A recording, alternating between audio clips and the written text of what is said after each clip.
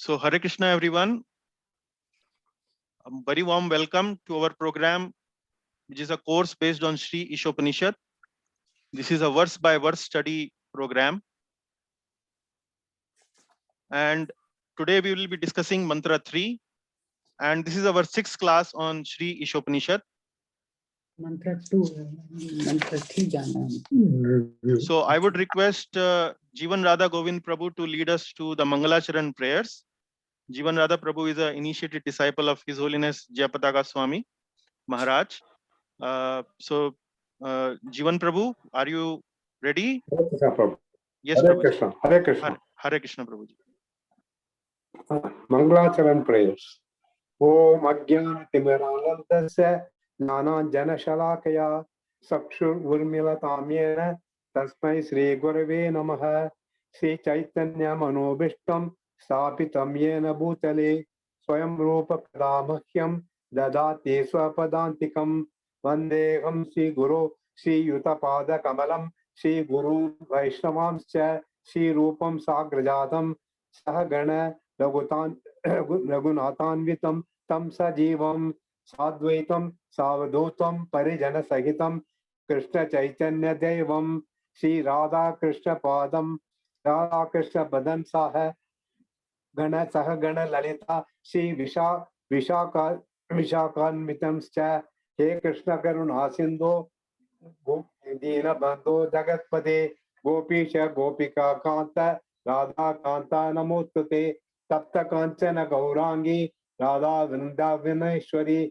Vrishabhanu Sute Devi Pranami Hari Priye Vancha Kalpa Tarubhyacha Kripa Sindhubhya Yevacha Patitanam Pavanebhyo Vaishnavebhyo Namo Namaha Jai Sri Krishna Chaitanya Prabhu Nityananda Sri Advaita Gadadhara Srivasadi Gaura Bhakta Vrinda Hare Krishna Krishna Krishna Hare Hare Hare Rama Rama Rama Hare Hare. Thank you very much. Hare Krishna. Thank you very much, Jivan Prabhu. Very nice chanting of the Mangalacharan prayers. Now I would request Manish Kulkarni ji from Bangalore to kindly do the recap of the class for all the participants. And before that, maybe I will request everyone to please mute their microphones, including myself. Let me give a little introduction of Manish Kulkarni ji. Manish Kulkarni ji is a heat transfer engineer based in a multinational company, Shell. He's a very good colleague of mine. We work together in the same department. Manish Prabhu belongs basically from Mumbai. I would say Maharashtra, Mumbai. And at the moment, he's based in Bangalore.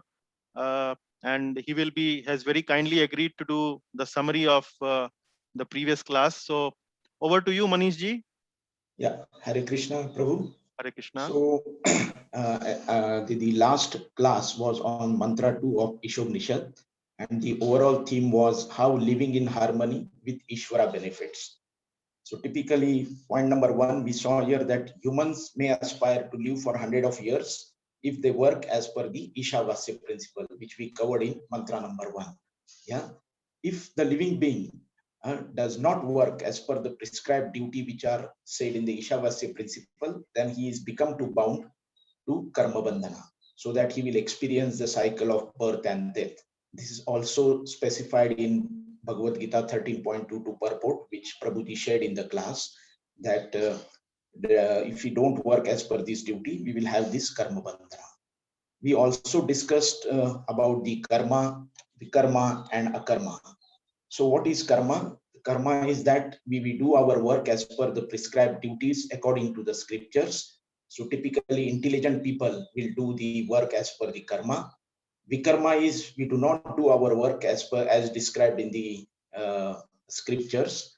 So typically these are all unintelligent people. And akarma is activities which free from cycle of birth and death. So typically the most intelligent people will try to work towards this akarma. Going to the next point, then we understood what is the Vedic literature and how this can provide as a solution for karma bandhana. Yeah, so the Vedic literature can make some positive impact on us, so that we gradually go towards the Lord and think that the authority of the Supreme Lord, who is the Supreme Lord and who is the controller. So typically the Vedic literature provides that kind of a solution for us. Yeah. Next point, Prabhuji. Yeah, so the Vedic literature gradually realizes the authority of Supreme Lord and overcome the karma bandhana. So our main issue is to how to get release from this karma bandhana. Then if we go to the point number 5, next point, yeah. Typically, as we see, we are all human beings and we like to enjoy the sense gratification. Like we want to have a family, we want to connect with various peoples, we want to be social. And typically this is our nature, that we want to enjoy all this sense gratification. Yeah, there is no harm in becoming family man or altruist or socialist, provided we all do these activities in the relation with the Ishavasya principle, keeping God at the center, God-centered conception. Yeah. So initially it may be very difficult to follow this Ishavasya principle, but gradually we have to see that we will do all the activities in relation with the Ishavasya, the God-centered conception. Yeah. Next point. Yeah. So we also discussed about how to make the progress. So we saw that even a small progress on God's path can save us from danger. Yeah. So we typically talked about an example of Ajamila, who was born in a Brahmin family. He was quite a nice person, but when he when he had a bad association with a prostitute, he left his family behind, and then he produced children, but unknowingly he named one of his children Narayan, the god's name. He was not knowing that, and at the end of his death, I think he tried to call his son, and he started saying Narayan, Narayan, Narayan, and in that way he called the Lord's name, and the Lord came to his mercy at the end of his life. And typically then he was saved by Lord, as he was saved by going to the hellish planets. So we saw that even a small progress can help us, that God is always at our mercy, and he tries to take us, he tries to help us in all part. Yeah. The biggest danger is to fall back into lower pieces. So if we don't follow this principle, then we have a danger that we fall back into lower species. Like for example, you can see the trees which are just standing there for years and years, but they are just standing there. There no use of it actually. Typically some examples we heard about dogs, hogs and camels. Yeah. So these all lower species, they don't do anything. We are just, the life is just waste if we just live in this lower species. Yeah. And living a godless life is just a waste, and it does not save us from the karma bandhana.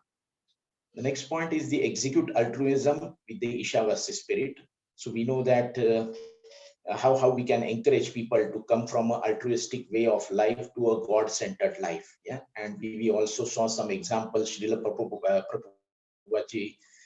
ji gave about when he visited Akhada, wrestling kind of a gym, where people used to do all these activities, and these people typically worship Lord Hanuman.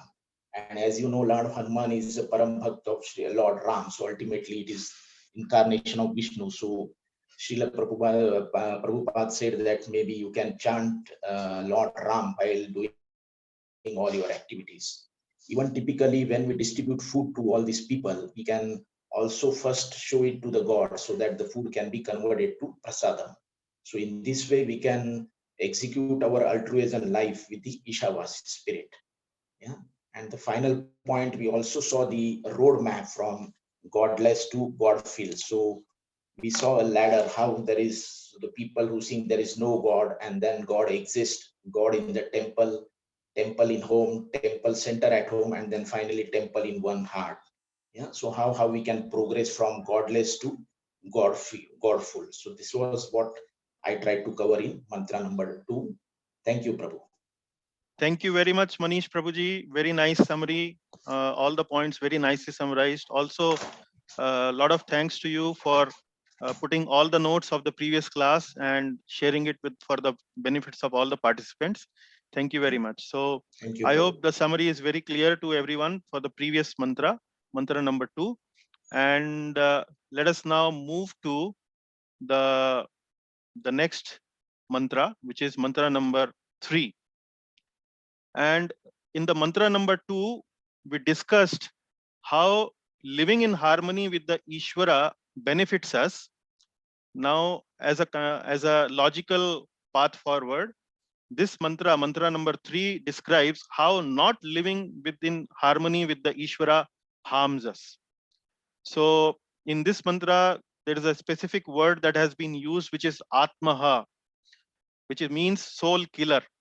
So actually, this mantra tells us the destiny of the soul killers. And the picture that you see on the screen on this slide is, it is showing different kind of sinful activities. For example, illicit sex, intoxication, meat eating, and gambling. So these are the various hells that are being shown on this slide, on this picture. All this description of various hellish planets we can see from the scripture Srimad Bhagavatam. And these are the pictures that shows that if somebody engages in illicit sex, engages in intoxication and so on, what kind of hellish planet he is going to get. So we can discuss these details sometimes later, not the immediate subject matter of this class. But let us try to understand how not living in harmony with the Ishvara harms. And in particular, we will put more stress on what is the destiny of the soul killers and try to understand the meaning of the word soul killer. So let us start our program specifically for this mantra 3. And what you see now is the Ishopanishad overview map.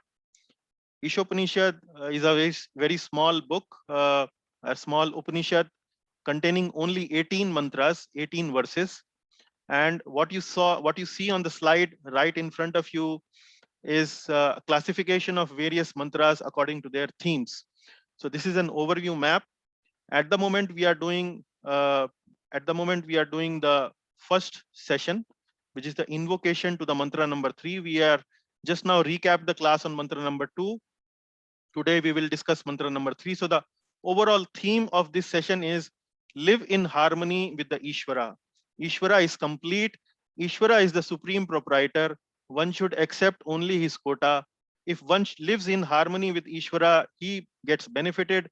If one doesn't live in harmony with the Ishvara, he is not benefited. Actually, he misuses his life. So this is the overall theme of this particular section, from invocation to mantra number 3. Now, specifically on invocation to mantra number 3, we discussed already. Invocation means everything about Ishvara is complete and perfect. Everything belongs to the Ishvara. How living in harmony benefits, how living in harmony harms us. And now with that little warm up, we come to mantra number 3. So mantra number 3 is another very important mantra, and specifically it is very relevant mantra for this time and age, and we will discuss all those things in our class today. But before that, let us get a little more familiarity with the Sanskrit, with the mantra. What actually is the overall mood of this mantra? We try to understand that. So the mantra goes like this: Asurya namate loka andhena tamasa britaha tamste pretya bhigachanti ye ke chatma hano janaha. Line by line, we will try to understand the meaning of each of these lines of the mantra. Asurya nam te loka. So the word Asurya comes from this word Asura. Asura means demon, demoniac. So Asurya nam te loka. What it means? Loka means planets. The line means the planets meant for the demons. The planets meant for the demons. Planet meant for the asuras. Andhena tamasa britaha. Abrata means covering. Tamas means darkness. And andhena means ignorance. So it says that the planets meant for the demons, what is the quality of those planets? These are covered with darkness of ignorance. Andhena tamasa brita. And then tamste pretyabhigachanti. Pretya means after death. Abhigachanti means one goes there. The destination is, what is the destination after death? Tamste. Tamste means these planets, which are Asurya planets, Asurya Loka. After death, these planets are the destination. For whom? Ye ke chatma hano jana. For those who are the killers of the soul. Ye ke chatma hano. Atma hano. Atma hano, this word Atma hano means killers of the soul. Jana means those people who actually uh, uh, who actually don't follow the Ishavasya principle, who don't follow the rules and regulations set up by the Supreme Lord. What happens to them? They, after death, these planets which are covered with darkness of ignorance, for those people who are averse to the Ishavasya principle, who are averse to the supremacy of the Supreme Lord, ye ke chatma hano jana. For those, they go to the planets of darkness and ignorance, and these are actually the killers of the soul. Atma hano jana. Atma hano means killer of the soul. So that is the meaning of each of these lines of mantra number 3. Let us also look at some of the important word meanings in this mantra. Asurya. Asurya means meant for the demons. Asur. This Asurya word comes from the word Asur. It means meant for the demons. And Andhena. Andhena means by ignorance. Pretya. Pretya means after death. And Atmahano. Atmahano means killer of the soul. So we will discuss a lot today on Atmahano, the word Atmahano. Why I'm telling you all these important words from Sanskrit? Because once you develop a little familiarity with each of these Sanskrit words, it will be easy to understand the mantra while you recite the mantra, while you chant the mantra. So it is always important, always good to develop some familiarity with some of the important words that appear in a particular Sanskrit text, Sanskrit mantra, and so on.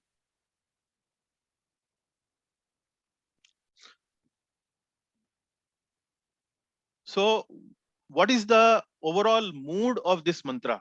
Let us try to understand with the help of an analogy. So this mantra, actually, it's a warning. And what kind of a warning is this?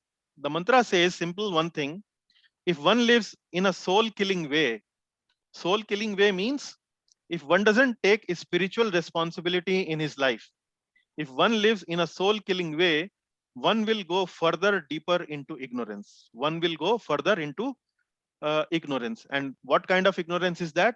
They go to hellish planets. They go to planets which are full of darkness, which are full of ignorance. And what is the analogy? The analogy is very simple. It's something like a parent telling to a child, what? If you do not study, my dear son, my dear daughter, you will not be able to make a good career. You will have to live in poverty. You will have to live in a difficult situation. Your future will not be bright, and so on. So it's a very simple mantra to understand. It's a warning. And what kind of a warning is that? If one lives his life in a soul killing way, which means does not take any spiritual responsibility, then the parinam or the result will not be very good. Actually, the person will fall down into deeper ignorance, into deeper hellish planets, and so on. So it's a warning. So let us now understand this mantra as Srila Prabhupada has described, or in his purports for this mantra. Prabhupada has given a purport for this mantra in 6 paragraphs. And what you see on your slide in front of you is a identification of what exact themes Srila Prabhupada has mentioned in each of these paragraphs. So the paragraph 1 discusses about who is a demon, who is a asura. So we will have a discussion on that. Paragraph 2 tells us who is a soul killer. As I was mentioning, the mantra tells us a word Atmahano, Atmaha. Atma means soul, ha or hanta is actually killer.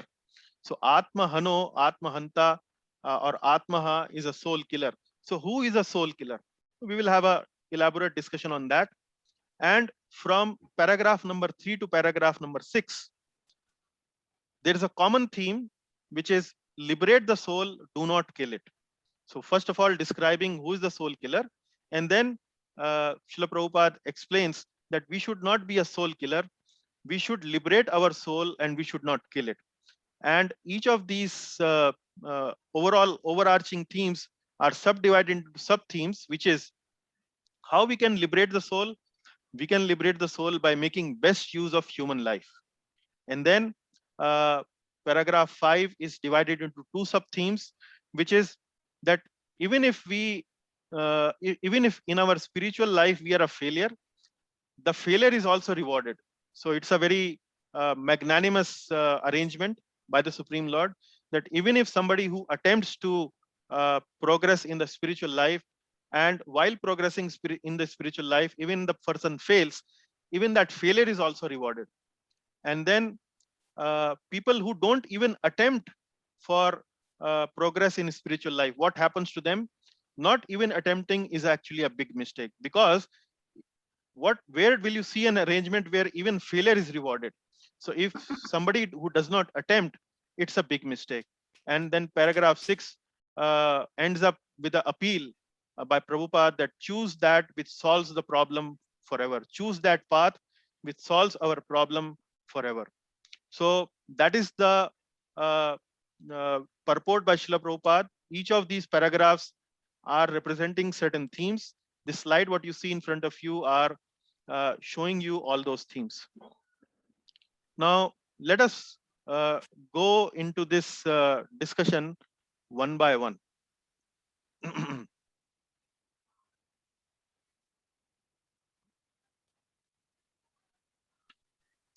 So first of all, the first theme in the first paragraph is who is a demon? Asurya Nam Te Loka. So the very first word of this mantra is Asurya.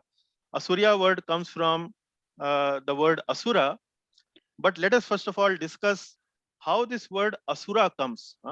We will break this word into its components, and we'll try to understand from where this word Asura comes and what does actually the word Asura means. Now, you might have heard about etymology. Etymology is a branch of knowledge which studies words based upon their roots, based upon their origin. So each and every word that we speak has an origin in the history or in the past. And depending upon its origin, depending upon the meaning of those roots from which these words are coined, we can understand the meaning of the word much more deeply, much more nicely. Similarly, the word Asura comes from two words. One is Asu and the other word is Ra. The word Asu means what? The word Asu means prana or life air. And you would remember one of these verses that we have studied in Srimad Bhagavad Gita in second chapter, where Lord Krishna speaks to Arjuna, Ashochayan anvashochastvam pragyavadancha bhasache gatasuncha nanushocanti panditaha. So this third line, gatasuncha. So gatasun means what Lord Krishna is telling to Arjuna in this word is, say you are lamenting for those you are simply lamenting for those who cannot die. Gatasuncha. Gatasun means one who are living, and gatasunch means one who are dead. So you are simply lamenting for those who cannot die, which is not a very good proposal. So you are talking like a pandita, but you are sounding like a pandita, but you are talking nonsense. So that's what in the beginning of second chapter, Lord Krishna tells to Arjuna. So the point here I'm trying to make here is the meaning of word asu. Asu means life air. Life air means prana. And what does the word ra means? The word ra means ramante. Ramante means enjoy. Ramante ra means enjoy. So total, when you put ra and asu together, it makes the word asura, and it actually means a person who likes to enjoy. Asura means one who likes to enjoy the life air, or ultimately one who enjoys the body. One who enjoys the body, that person is known as asura. So ultimately, from the root of these word asura, asu means life air, ra means ramante or enjoy. The word asura means one who enjoys the life air, or ultimately one who enjoys the body. Asura ultimately then means what? One who is a materialistic person, one who lives only for enjoyment of the body. That's what the word asura means. And the picture that you see on this slide is trying to capture that point. So you see here a woman who has a bird in a cage, and this cage is made up of gold, and the woman is only taking care of the cage, but it doesn't take care of the bird inside. She doesn't feed the bird. She only takes care of the cage. She only polishes the cage, cleans the cage every day. Now, what happens with that? If she cleans the cage only and doesn't feed the bird, ultimately the bird will die. Here, this bird is representative of a soul, and the cage is representative of a body. So the person who is of a asura actually only takes care of the body but doesn't take care of the soul. He's actually the killer of the soul. Ultimately, he becomes a killer of the soul. Simply, you see here this person who is only taking care of its bodily need, arranging for his comfort of the body by fanning, and arranging only for feeding the body, actually ultimately, and doesn't take care of the soul, is something which is being shown here. One who enjoys the body only and doesn't take care of the soul. So that kind of a person is known as asura. Let us move this discussion further. Who is a demon? Asura, not only a species but also a mentality. So we might have heard this word asura many times before, and whenever we hear this word asura, a picture comes in front of us where a person having a very dark complexion probably, or having some thorns on his head, or maybe the teeth coming out, having a very ferocious form, looking very ugly, looking very demoniac, very asuric, very rakshasi kind of personality. So uh, we might have this connection of the word asura with somebody who looks like very ghastly, or who looks like very demoniac, like you see a picture on this slide. So this person doesn't look very beautiful or very handsomely, and something like that, we may connect this word asura with something like a bodily form. But the point here is, asura is not only a species or not only a bodily form, but it is also a mentality. What kind of a mentality is that? The mentality is asura as a species indicates ferocious bodily form. For example, we have these rakshasis. We might have heard from Ramayana, the rakshasis who are guarding Sita Devi. In Ramayana, these rakshasis have been described in a very ferocious way. They were trying to make Mother Sita very frightened, so that she can agree to what Ravana was demanding. Uh, uh, and from the scriptures we can see, like for example in Ramayana, we see that the Ramayana was a fight, or was a battle between demons and humans, or maybe we can say humans also with monkeys, together with monkeys. So on one side we see demons, forms like maybe like Ravana, who had a 10-headed form, maybe like Kumbhakarna, who was very gigantic, very large body. And on the other side we had forms of humans like Lord Ramachandra, Lakshmana, and so on. So the point I'm trying to make is Asura is not only a species, but also a mentality. We see in various literature that various kind of demons. And in contrast with Ramayana, we see Mahabharata. In Mahabharata, we see humans versus humans. On one side, there are humans. On the other side, also there are humans. But at the same time, we also see Rakshasas or demons on both the sides. For example, on the side of Pandavas, we see Ghatotkach.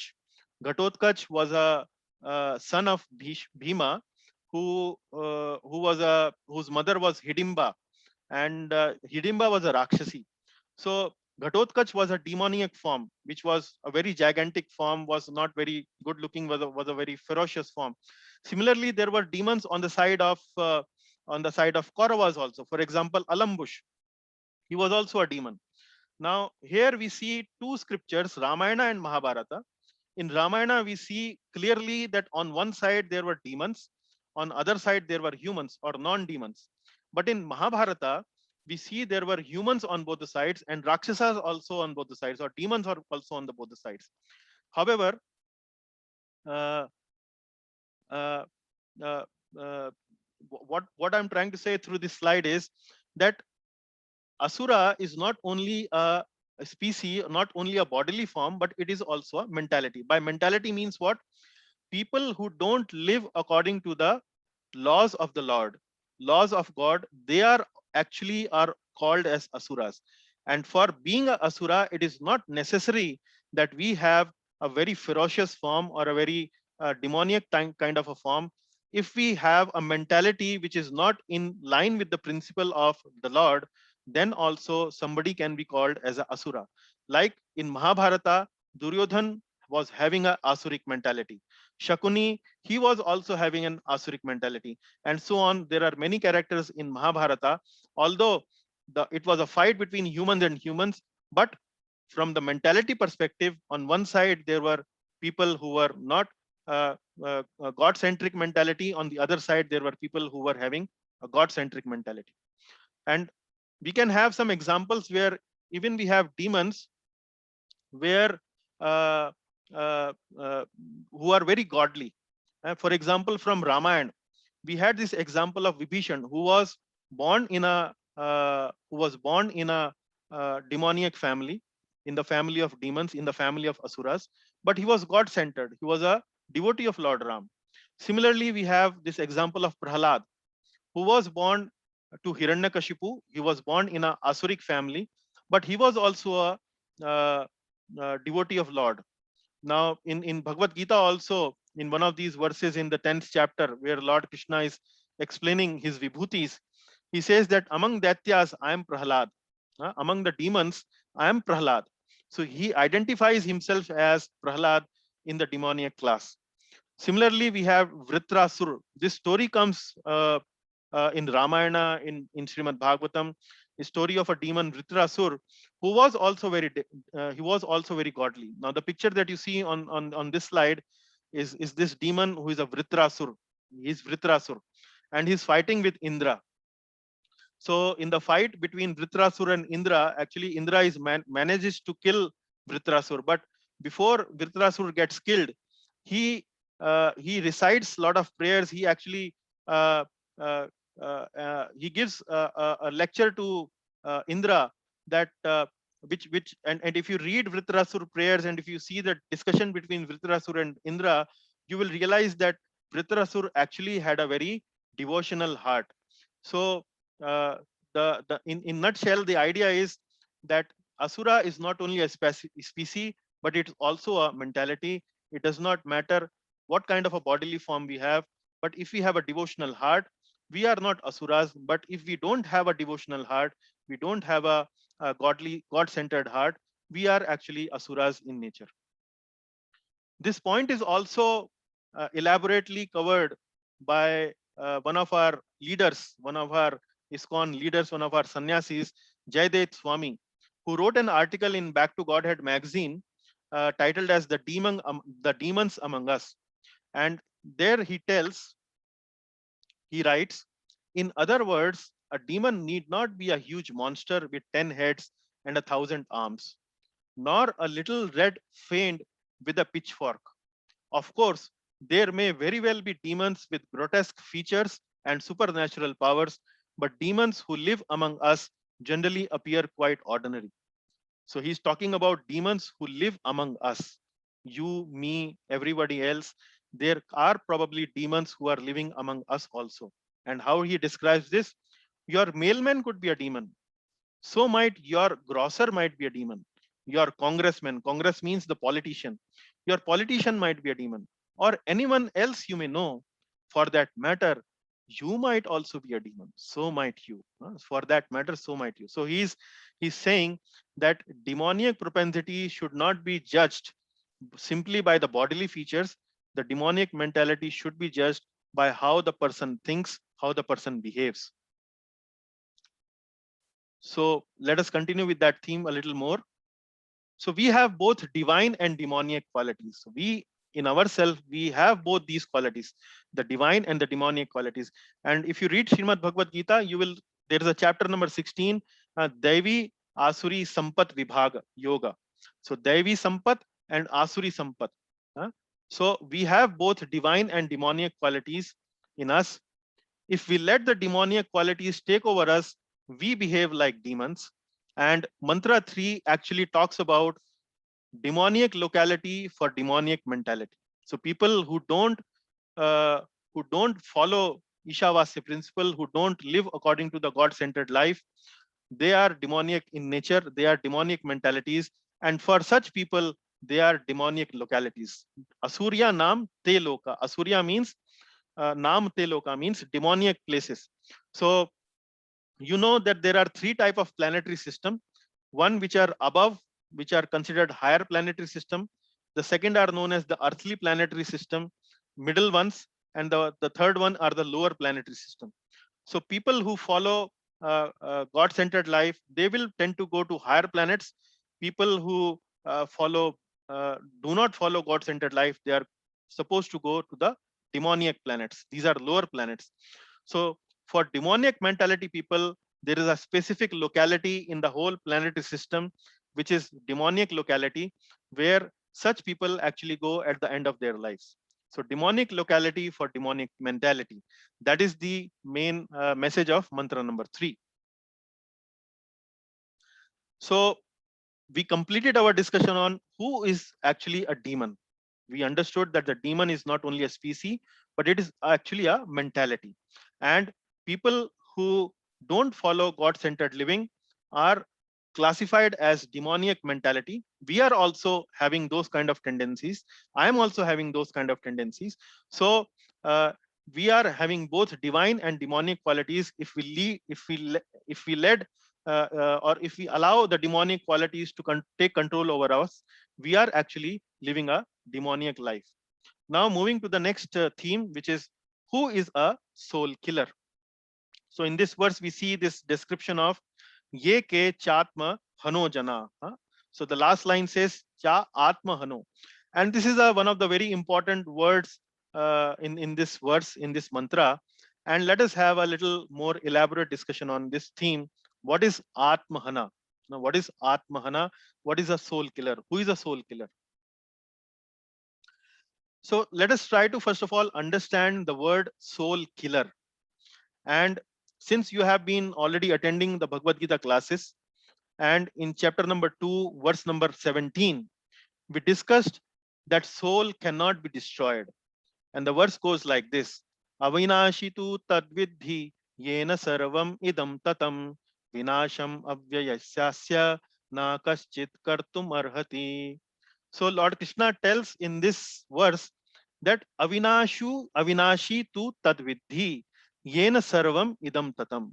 Avinashi means one that cannot be destroyed. Tu tat vidhi means you should know, O Arjuna, that this soul which I am now describing to you, it is avinashi.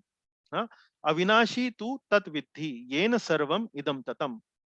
Then in 16.21, in chapter number 16, 21st verse, Lord Krishna actually talks very contrary or very opposite to what he talks in 2.17. Here, Lord Krishna is talking that soul is destroyed by 3 gates to hell. And which are these 3 gates? These are lust, anger, and greed. So he's talking that the soul is destroyed. And how? The verse goes like this: Trividham narkasyedam dwaram nashanam atmanah kamas krodhas tatha lobhas tasmade tatrayam tyajet. So in this verse 16.21, Lord Krishna says Nashanam Atmanaha. So here Lord Krishna says Avinashi tu tat vidhi. You should know that the soul is Avinashi. But in 16.21, he says Nashanam Atmanaha. And how the soul can be destroyed? He says Kamas, Krodhas, Tatha Lobhas, Tasmat Etat Trayam Tyajet. So these are the 3 items: Kam, Krodh, and Lobh. Lust, anger, and greed. These are the 3 items through which the soul is destroyed. Now, the dilemma is that the Lord is contradicting his own statement. At one place, he says that soul cannot be destroyed. And the second place, he says soul can be destroyed by 3 gates to hell. So how to understand these kind of statements from the Shastra? Now here, we would like to spend a little more time to understand through this word Atmahana, or the soul killer, one very important concept while reading Shastra.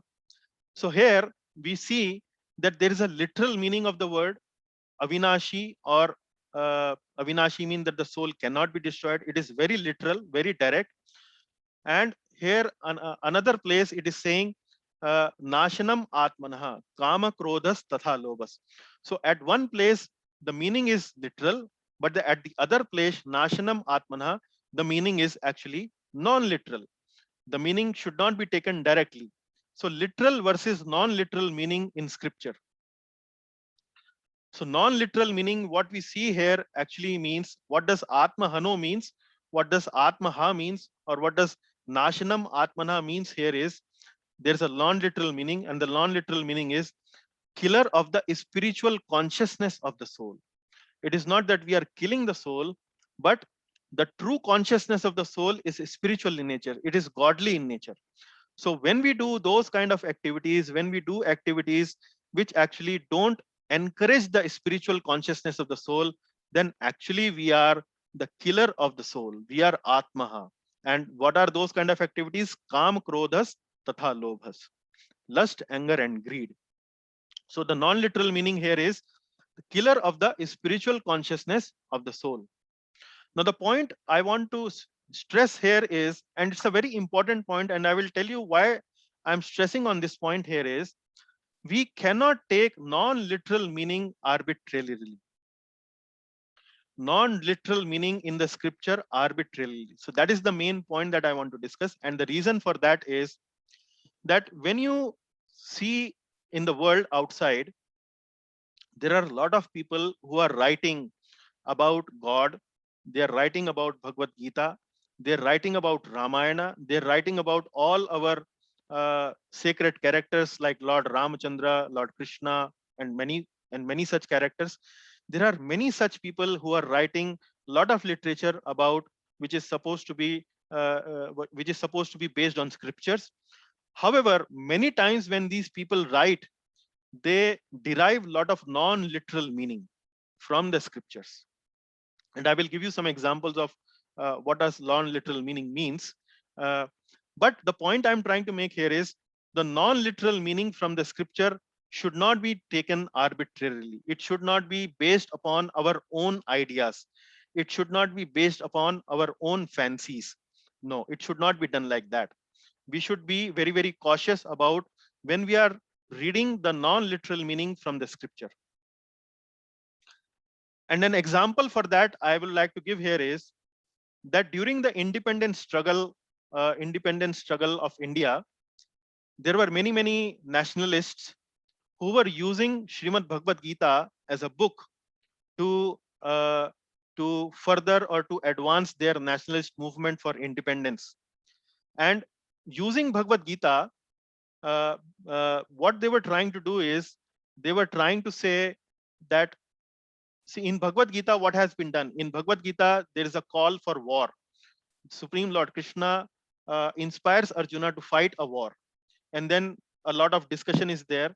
So the bottom line is that Bhagavad Gita, these nationalist people, these freedom fighters, actually were very embarrassed to think that Bhagavad Gita actually is advocating war, and that's what they could not digest. And they so what they tried to do was, they said that actually when Bhagavad Gita talks about war, Bhagavad Gita doesn't talk about actual war. Bhagavad Gita doesn't talk about external war. Bhagavad Gita actually talks about internal war. So the meaning of the word war in Bhagavad Gita, according to these people, was metaphorical. It was non-literal, and we should not take this literal meaning of war as mentioned in Bhagavad Gita. Ultimately, what is mentioned in Bhagavad Gita when it says about war, it is about inner war. We should fight with our lust, anger, greed, and so on. Now, this is something which is a non-literal meaning of a scripture. However, this is not the correct meaning of the scripture, because Bhagavad Gita doesn't talk about this war as non-literal. Whatever happened between Kauravas and Pandavas was actually very historical. There is a place called Hastinapur. Still, there is a place in India which is where this war took place, and there are a lot of other evidences to prove that this war actually took place. This is a historical event that has happened. However, many people, many times, when they are interpreting these scriptures, they tend to take a non-literal meaning of these scriptures according to their own whims and fancies, which we should be very mindful of, and we should avoid these literatures. We should avoid these kind of books, because ultimately this will confuse us. This will even make us go away from the right truth, or the right thing to understand these scriptures. So that is the reason why I'm taking this as a specific discussion point between what is the literal meaning and what is a non-literal meaning, using this theme of Atmaha. So Atmaha here, according to the mantra, means killer of the spiritual consciousness of the soul. And you see both the meanings in the scripture, which tells about that the soul cannot be destroyed in Bhagavad Gita at one place, but at another place it says soul can be destroyed by these gates of hell. So in the second place, it's actually a non-literal meaning. And then we are discussing about why and where and how we can actually avoid non-literal meaning, but at some places we can take non-literal meaning, and that's what we are trying to discuss here. So the non-literal meaning should be based on scripture. When the non-literal meaning is based on scripture, at that point we can take that meaning to be proper, to be shastric, to be allowed or authorized by the acharyas, by the people who understand the shastra properly. Definition of Atmaha is based on Srimad Bhagavatam, 11th canto, 20th chapter, 17th verse. So here we are discussing about this word Atmaha. And what I'm telling to you is that Atmaha is a non-literal meaning. And what the meaning that I have given to you is, Atmaha means killer of the spiritual consciousness of the soul. Now at the second, and then next I told you that we should take non-literal meaning which is based on scripture.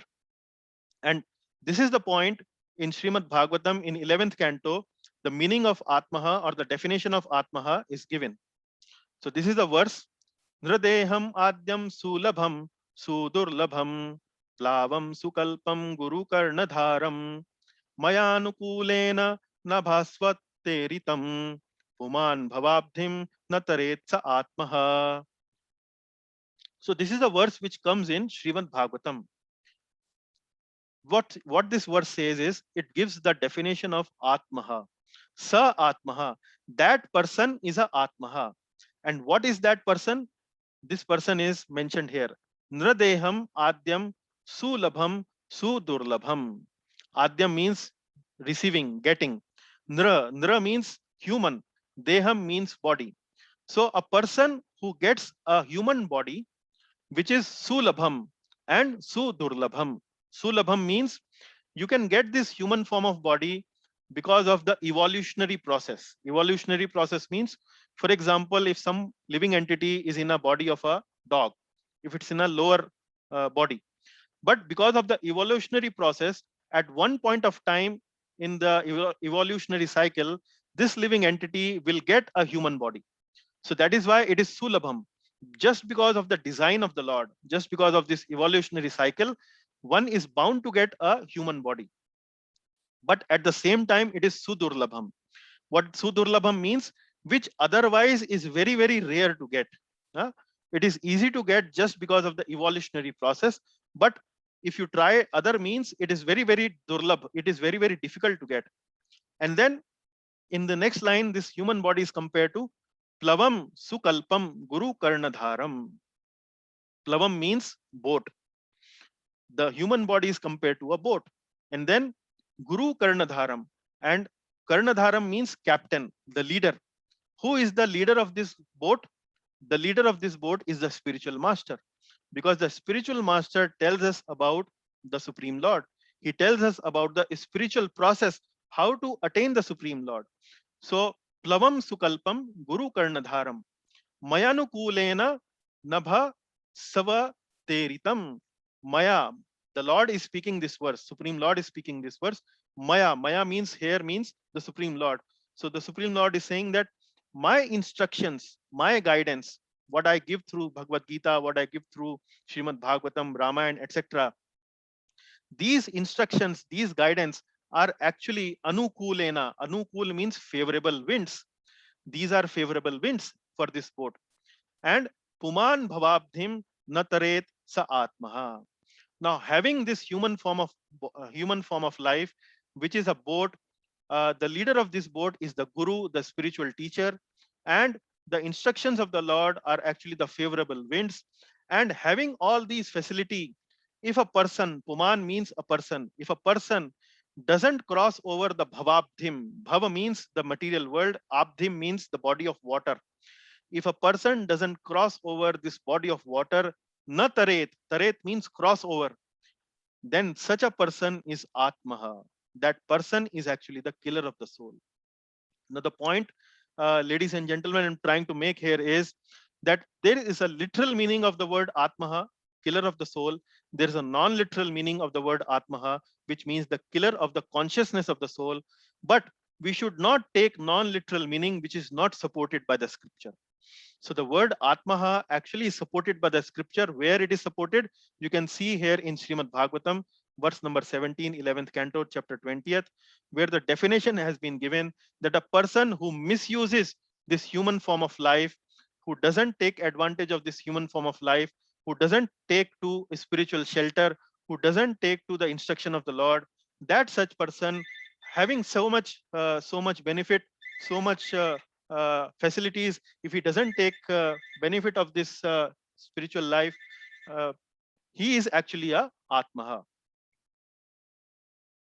So let us move a little further on this.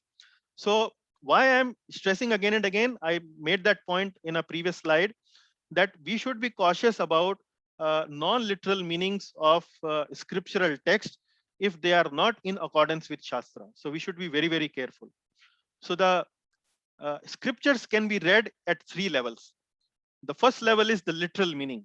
Literal meaning this, whatever the Sanskrit you read, you actually derive the direct literal meaning from that text. And an example for that is, for example, when the Ramayana says, Mother Sita saw the golden deer and requested Lord Ramachandra to get that deer for her. So when you read that particular incident, you should understand that there is a direct meaning to it. Lord Ram was there, Mother Sita was there. Mother Sita was actually asking Lord Ram to get that golden deer for her. And it is a historical event. It is a historical account. We should read it. When we read that historical account, we get purified and we get informed about what that historical account is. And that is the literal meaning of the word Shastra. The second level of reading of the scripture is the ethical meaning. Ethical meaning is, it is a little bit non-literal meaning, or the education aspect, the lessons learned. What is that? Lessons learned for our own ethical decision making. And an example is, the same example we can take that what we saw, Sita Devi saw the golden deer. Now the lessons learned from this is that when the living entity, when it turns away from God, life becomes miserable. So Sita Devi wanted to enjoy, uh, to have that deer. She wanted to see that golden deer. She wanted to have that golden deer into her possession. And Lord Ramchandra actually refused to get that golden deer for Mother Sita. She said that this looks like a Mayavi. This looks like some scheme. So we should not fall into this trap. But Mother Sita continued to insist that she wanted that deer. So the lesson learned was that when the living entity turns away from the instructions of God, then the life or the misery starts, the miserable life starts. Similarly, Sita Devi also was kidnapped by Ravana, and her misery started when she did not agree with the instructions of Lord Sri Ramachandra. So this is a ethical meaning. Then the third point is, the third reading is, third level is the metaphorical meaning. Metaphorical meaning is, this is even more symbolic. This is even more metaphorical. This is more non-literal. What does it mean?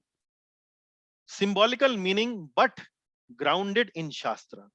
Symbolical meaning. So symbolical meaning means what?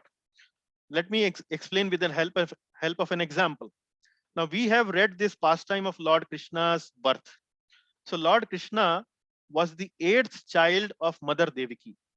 Before that, 6th child came, which Kansa managed to kill all these 6 child. Then came Balaramji as the 7th child, and then came Lord Krishna as the 8th child. Now, a very figurative meaning or a non-literal meaning for this this part has been given by some commentators. What are those? Even Srila Prabhupada has given that meaning. So 8th child of Devaki, out of these 8 child, the first 6 children are representative of 6 anarthas. What are these 6 anarthas? Lust, anger, greed, pride, illusion, envy. Kam, Krodh, Lobh, Moh, Mad, Matsarya. So these 6 children are 6 anarthas. And when these 6 children are killed, means the 6 anarthas are gone from our heart. How they are gone? They are gone when Lord Balram comes. Lord Balram is a representative of spiritual master.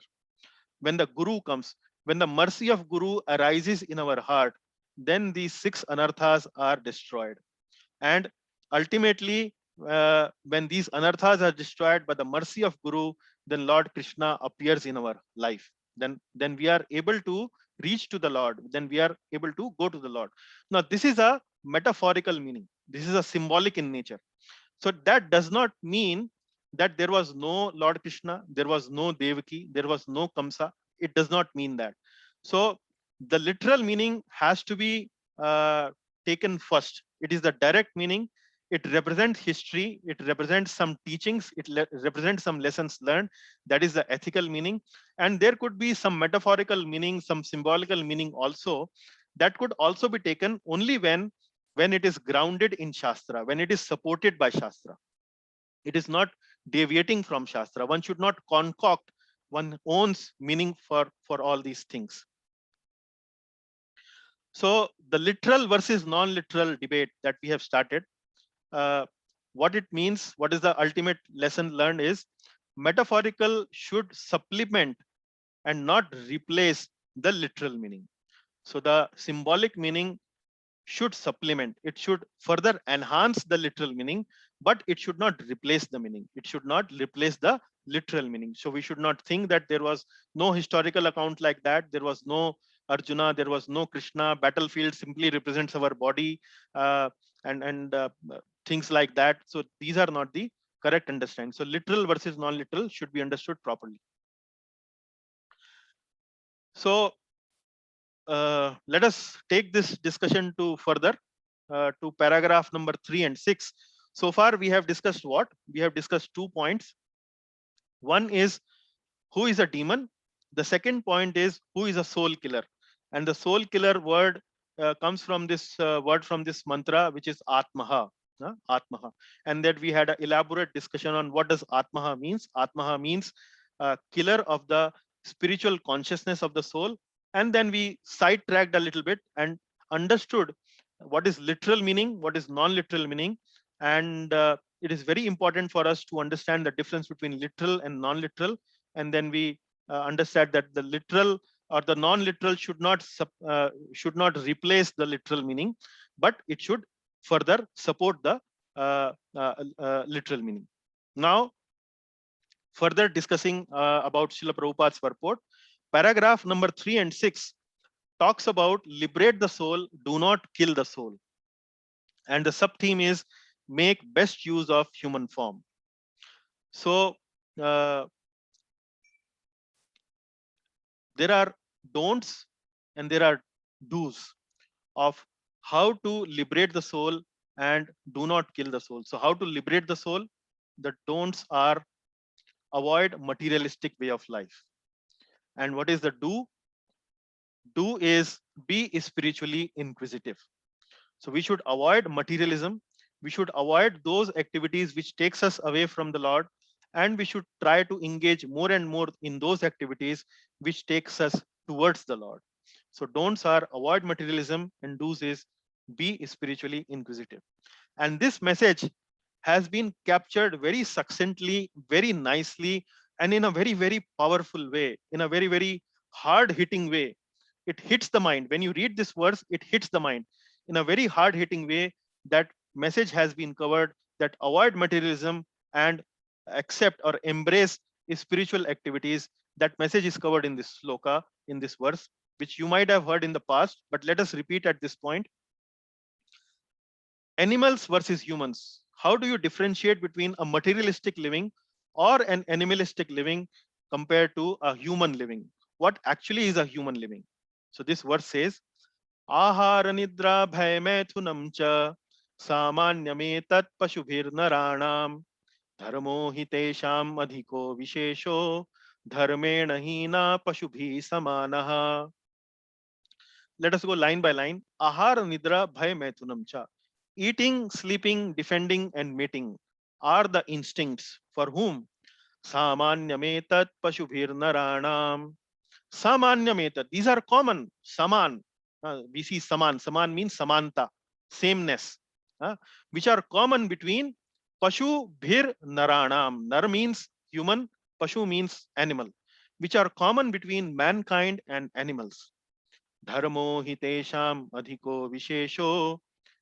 Dharma means religion, or dharma means spiritual way of life. It is dharma that mankind possesses additionally. Dharmo hitesham adhiko vishesho. What is special about the human? Special about human is dharma. Dharma is not seen in pashu. Dharma is only seen in human. So dharma is the additional speciality of the human being.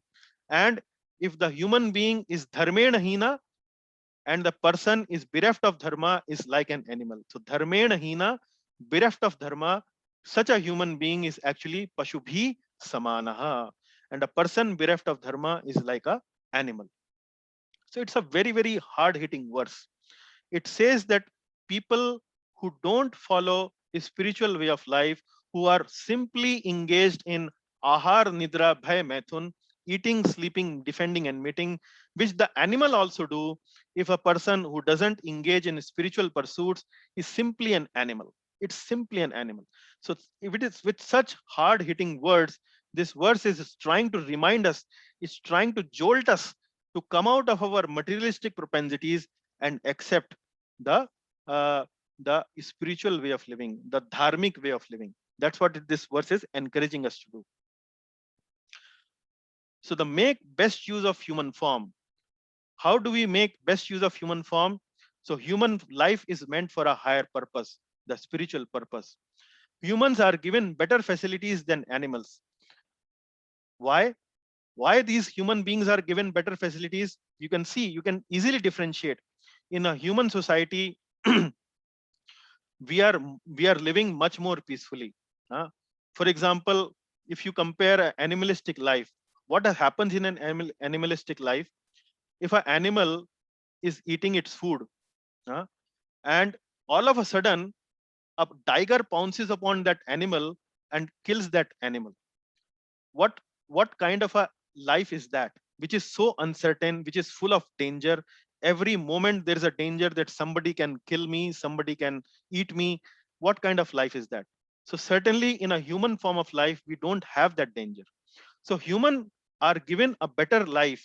Humans are given a better facility by the arrangement of the Lord compared to the animals. Why? There is a reason. The reason is to discharge duties of higher nature. We should discharge duty which are of higher nature, which are better, which are more evolved in nature. And what are those duties? And as example, we can see a judge is given better facility than a clerk. In a court, there is a judge, there is a clerk also. But a judge is given a car, judge is given a bungalow.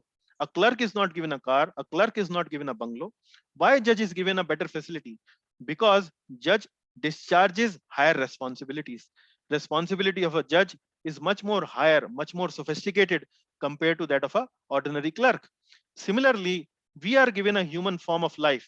So why we are given this human form of life?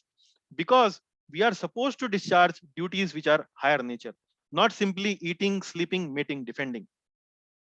And then without dharma, without discharging these higher duties of dharma, of spiritual nature, we are simply only sophisticated two-legged animals.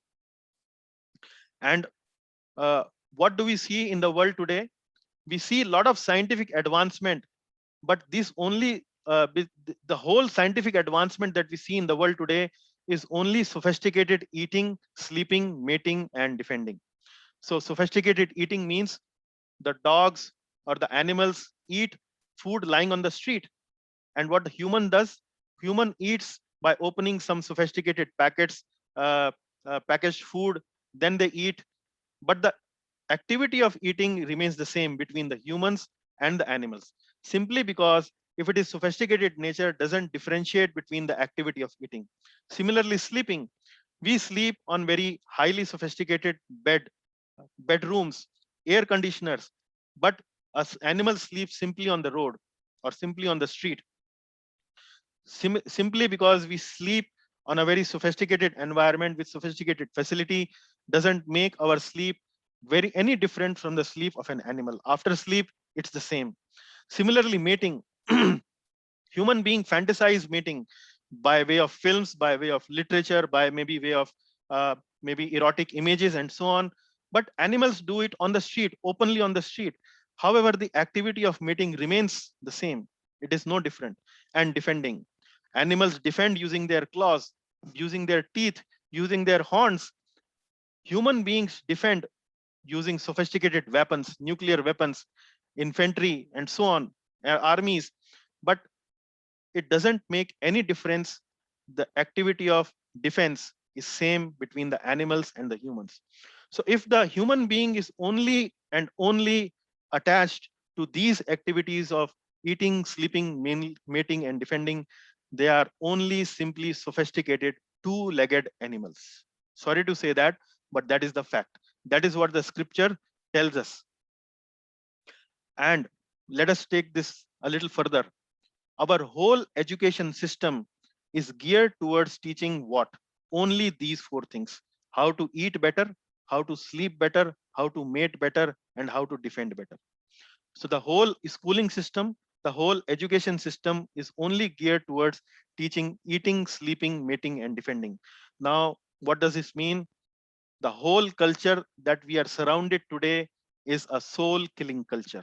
It's a soul killing culture. So we are in a very, very dangerous situation. We are in a very, very delicate situation where there are lots and lots of inputs on our consciousness, which drags us away from uh, the spiritual culture, the culture of moving towards the Supreme Lord. That is the whole surrounding. We see ourselves at the moment. It is only a soul killing culture. So what is the we should be very, very careful. And this is what this particular verse tries to remind us, that Atmaha. And if we are in this surrounding culture, which is a very soul killing culture, we should be very, very careful. Now, in these last two paragraphs, paragraph number 5 and paragraph number 6, Srila Prabhupada is trying to appeal to all of us that since we are living in this very dangerous culture, we should be very, very careful. And now he's encouraging us that if we try to accept spiritual culture, even a little bit of an acceptance of spiritual culture is so rewarding. So that's how he's trying to encourage us. First of all, he writes in his purport and cites this reference to Bhagavad Gita 2.40, where he's trying to say that even a small advancement on spiritual path is never lost. Neha bikramo nashvasti pratyavayo na vidyate swalpam asya dharmasya trayato mahato bhayat. Swalpam asya dharmasya. The third line is swalpam asya dharmasya. Swalpa means little. Even a little endeavor on this spiritual path will save us from greatest danger. And even a small spiritual advancement, if we do, that advancement is never lost. It is permanent. It is registered in our heart. It is always taken care by the Lord, whatever small spiritual advancement we do. And in Bhagavad Gita 41 and 43, 6th chapter, Lord further elaborates on this verse 2.40. He says that even if we are unsuccessful in our spiritual endeavors, because the weakness of our mind, weakness of our heart, because there are so much input or so much attraction of these sense gratifying activities in the spirit, in the culture that we see around us, we may at times get fall down, we may get distracted from our spiritual path. But the Lord in the 41st and 43rd verses of 6th chapter says that even if we are a failure, we get a birth in a family in our future life, which is aristocratic in nature, which is very, very pious in nature. So you can compare this whole thing with a modern day example. Now, if I tell you that you have to sit in an exam, and if you fail in that exam, you will be given a free ticket for a hill station where you can enjoy free of cost. Now you say that what kind of an exam is this? Even a failure is rewarded with a free ticket for a trip to a hill station. So everyone should attempt such an exam. This exam is really, really beneficial. Even failure is rewarded. So if a failure gets such a reward, what about if we succeed in this exam? So the point Srila Prabhupada is trying to make in this last paragraph is that even a small endeavor on this path is rewarded. Even a failure is rewarded. So imagine if even a failure is rewarded, what happens if we get successful in this exam? So if we get successful in this exam, we get to meet the Supreme Lord. And that will be the best time in our spiritual journey. When we directly get to meet the Supreme Lord, we directly go to the spiritual world where there is no birth, no death, no old age, no disease. So that's what Srila Prabhupada is saying in the previous 5th paragraph of this purport. And the second part of this purport of the 5th paragraph, he says that if he doesn't even attempt for a spiritual path, then we are the only loser. We have such magnanimous proposal or magnanimous arrangement that only a small attempt will be rewarded. If we don't attempt at all, we are the losers. And what is the loss? The nature takes away the human body. If a judge has been given this position of a judge and has been given a lot of facilities, a car, a bungalow, lot of help, lot of servants around this judge, and the judge doesn't discharge his duties, judge fails to discharge his duties, what will the government do? The government will take away all that facility. So you are not discharging all that duty. The facility was given to you for discharging that duty. If you don't discharge it, we take away all that facility. So if no duty, no facility and demotion. And that's what this verse says, mantra number 3, that those people who don't follow the Ishavasya principle, who don't take responsibility, higher responsibility, spiritual responsibility in their life, material nature actually takes away this facility of human form of life from such a living entity. And in the end, Srila Prabhupada is making a fervent appeal to all of us. What he's saying that as humans, we are not only meant to solve our economical problems. What does economical problem means? Problems of eating, sleeping, mating, and defending. We are actually rather here to solve our ultimate problem. Ultimate problem is birth, death, old age and disease, which is karma bandhana, cycle of birth and death. We are here to solve our ultimate problem. How we should solve this ultimate problem? We should solve this ultimate problem by following the Ishavasya principle. So that is the whole summary of the mantra number 3, where we understood that who is the demon, who is the soul killer, and then we should not waste our life. We should grab the opportunity of spiritual advancement, the opportunity of moving towards the Supreme Lord, because it is so rewarding. Even the failure is rewarded, and by taking up all these activities, we can actually become really successful, or actually successful in our life, in our eternal life. So thank you very much. That is all for this mantra number 3. I hope the class was beneficial. All glories to Shri Ishopanishad. All glories to Srila Prabhupada. Any questions or takeaways or comments, you are most welcome now. Thank you very much. I'll open the floor for discussion. Thanks.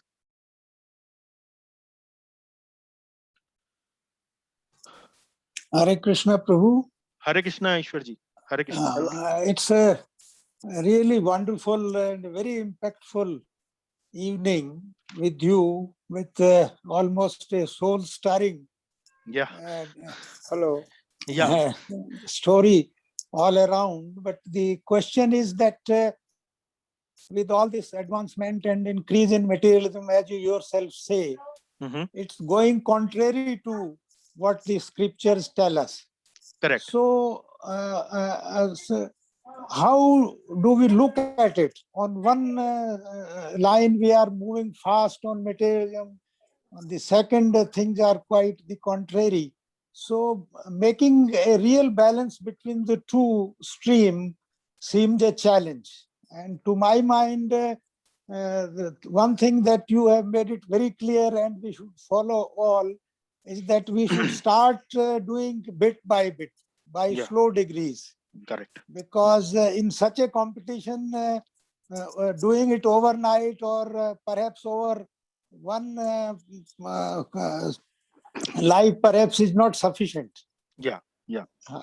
So the whole idea, Prabhuji, is, yes, it is difficult, it is challenging.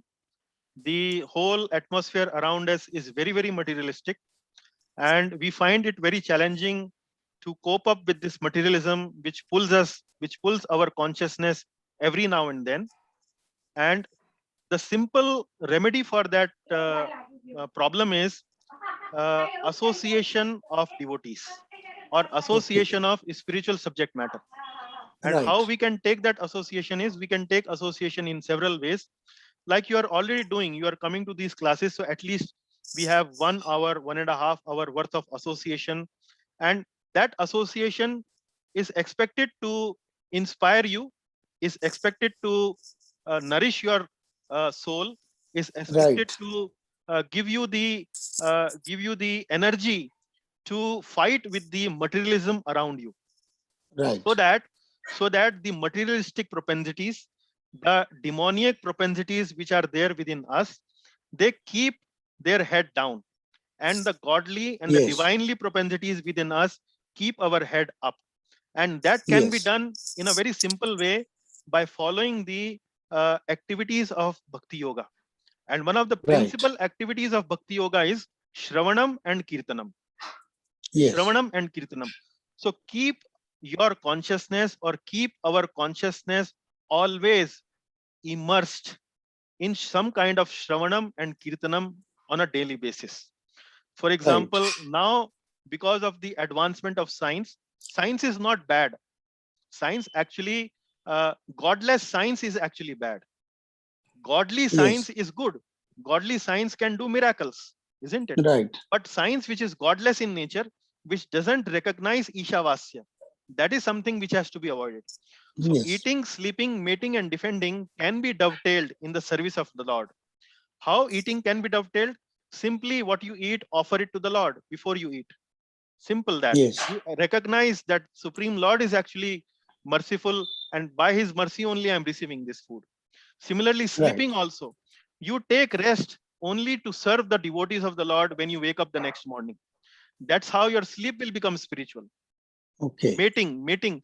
When you have a progeny, when we have this progeny, after we engage into mating, we get some child and so on. Raise that child in a godly way. Then your mating is also spiritual in nature. And then Yes. defending. Similarly, you can give an example of how you can make your defense also spiritual in nature. Maybe if you protect somebody who has been harassed by somebody else, and you protect that person who is godly in nature, then your mating or your defending is also become spiritual in nature. So similarly, Right. but how do we get that consciousness? We get that consciousness by association of devotees and by regularly immersing our consciousness into spiritual subject matter, by regularly hearing the glories of the Lord, by regularly hearing spiritual subject matter, and so on. Thank you. Thank you, Prabhuji. Very nice question. Thank you very much for taking a class in a very systematic way. Thank you very much. Thank you, sir. Thank you very much. Thank you for your encouragement and blessings. Thank you. Thank you. Hare Krishna. Hare Krishna. Yes, Prabhuji. Thanks a million for making things very clear. And about previous Sangeet's question, Shiva is the ideal example because he is both Vinashkari and Kalyankari. But during Vinashkari also, whatever Vinashkari he does for the human benefit. He kills demons, he kills bad people, he punishes all those. So this is really a very good example. We should be like Shiva, so that we should do only Kalyan, good things, not bad things. Yeah. And if we follow even a single line from this class, it will help us to rise to phenomenal levels. Thank you, So, Prabhuji. Yeah. Carry home messages. We should do whatever little spiritual thing possible, at least 1% or whatever.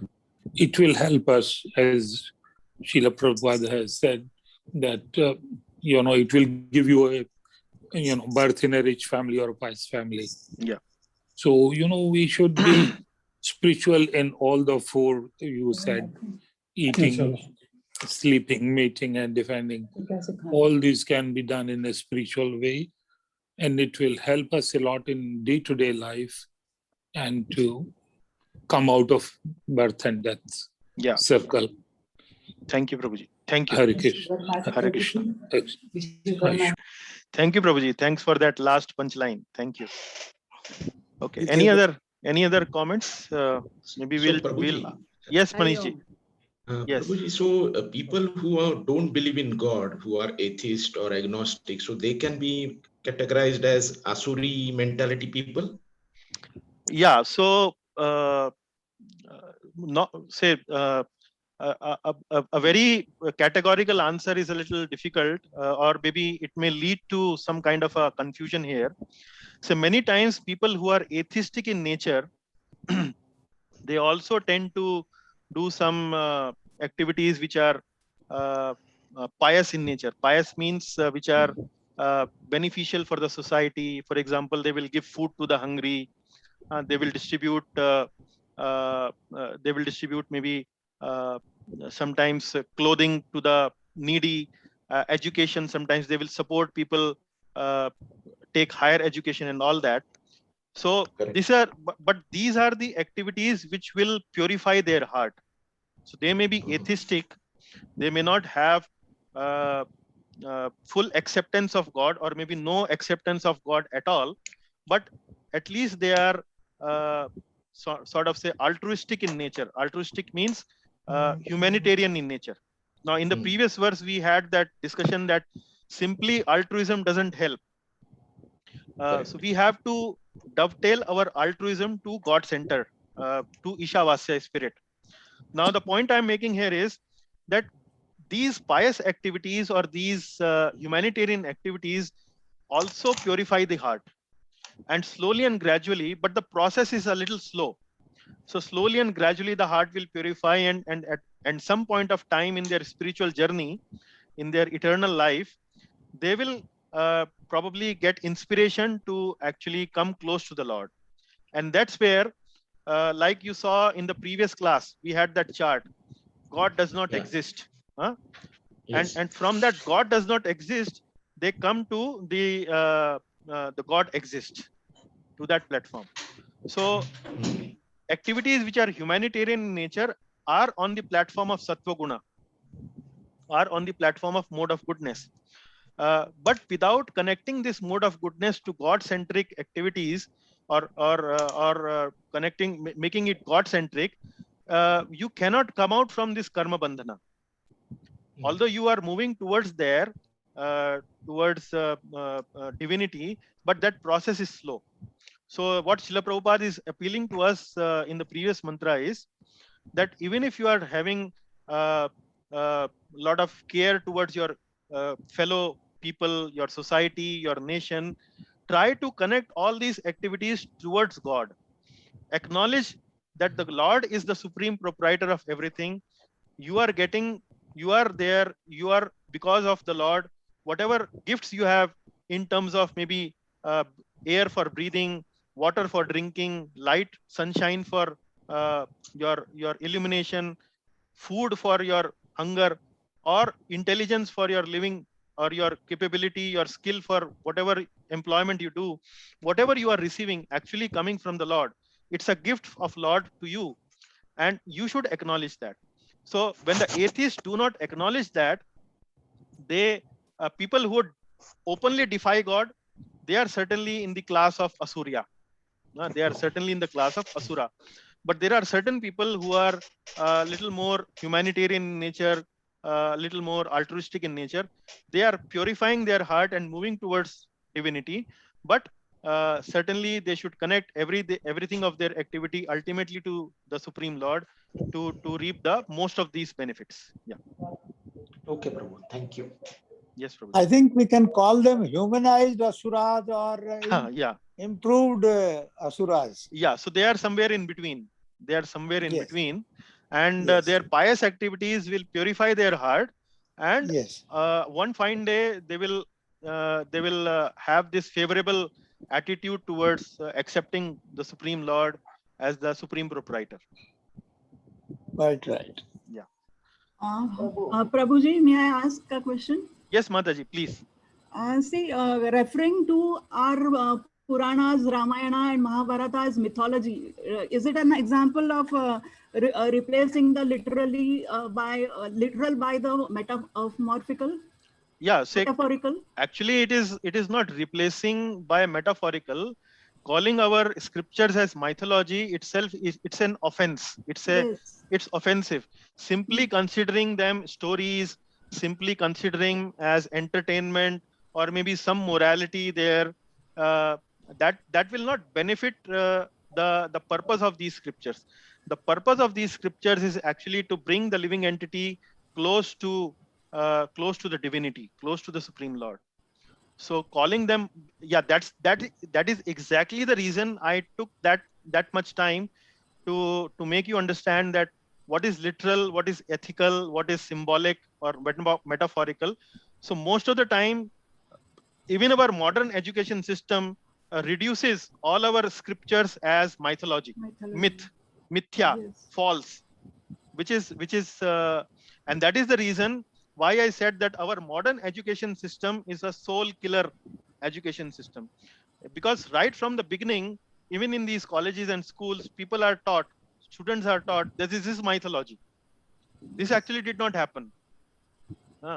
So that is why the students which are young in age, which has a very impressionable mind, they tend to look upon these scriptures. They look down upon scriptures. They don't look these scriptures in a favorable way, in a way which can elevate their consciousness to a very higher level. Yes, Actually, this class is really has been a real eye opener. Means I also belong to that category, calling this as mythology. yeah, so that is the reason I took that examples, because not only you, this is for many people who don't understand. They think that scripture or talking about spirituality is something which is a time pass, Yes. which is a time pass. For example, if you say that my fan is not working. Somebody will advise you, okay, go get a mechanic. My tap is not working. People will tell you, go get a plumber. My health is not working. Okay, go to the doctor. And then if somebody asks you, do you know about God? Oh yes, I know about God. Then you don't say go to a specialist. We don't say that. But spirituality, it's a specialized branch. It has its own rules. It has its own subject matter experts. Something like science, where we have scientists as the subject matter experts. We have their textbooks as the main scriptural. Similarly, we have acharyas. So people like Prabhupada, people like Ramanujacharya, people like say Shankaracharya, people like Madhvacharya. These are all personalities which are like spiritual scientists. And these books like Ramayana, Mahabharata, Gita, Srimad Bhagavatam, these are books which are something like textbooks.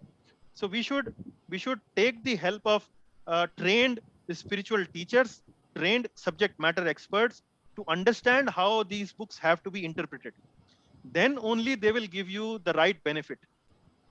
If you take the medicine according to the prescription of the doctor, then only the medicine works. Otherwise, the medicine doesn't work. Medicine may even harm you. If you take more dose than prescribed, you can even get killed. You can even lose your life.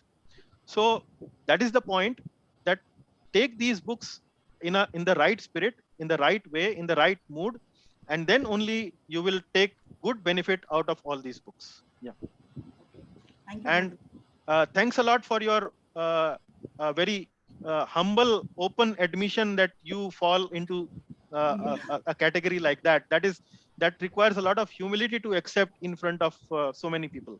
Thanks a lot. It dawned upon me today, like in your class. Sorry, Mataji, we lost you. Prabhuji, Yes, Vanaja Mataji.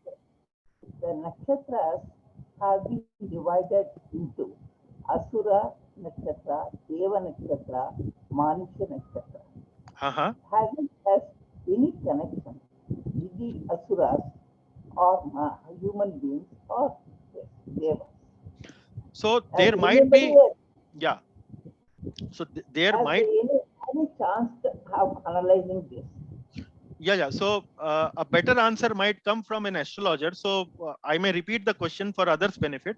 What Vanaja Mataji is asking is from the horoscope perspective, from the astrology perspective, because many times in the horoscope we read about the type of the birth somebody has given, somebody has acquired. So sometimes we see that somebody is taking birth in a Deva Nakshatra or Deva Gana or Asuri Gana or Manushya Gana and so on. So there might be some connection with the baggage, that because astrology, the chart reading is mainly the baggage that we take or carry forward from our previous lives. So that might be hinting somewhat towards our overall mental bent of mind. That might be hinting towards it. But as I mentioned to you during the class, even those people who are having divine qualities like Dev Ganas or Deva Nakshatra, like you described, even those people will have demoniac tendencies. So it might be that these tendencies are a little bit more or a little bit less, depending upon the type of birth the horoscope may define. However, we should not get worried about it. Once we take to the devotional process, the purification process starts, and easily the divine qualities can take over the demoniac qualities, or even crowd them out from our hearts. So we should not worry too much about which nakshatra I was born, and should not go rush to the astrologer. Please tell me my nakshatra where I am actually, like that. No, I am not worried about which nakshatra. It has got any connection? It may have. So it may tell the overall makeup, overall mental frame of mind, overall propensity. It may hint towards that.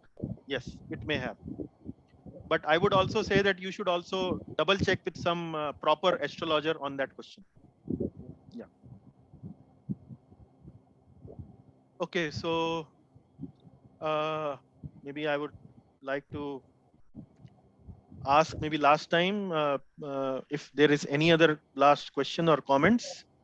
Otherwise, we close this class. I hope this was useful.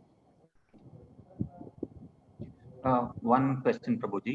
Yes, Kishore We Prabhu. hear about suras or the devatas, right?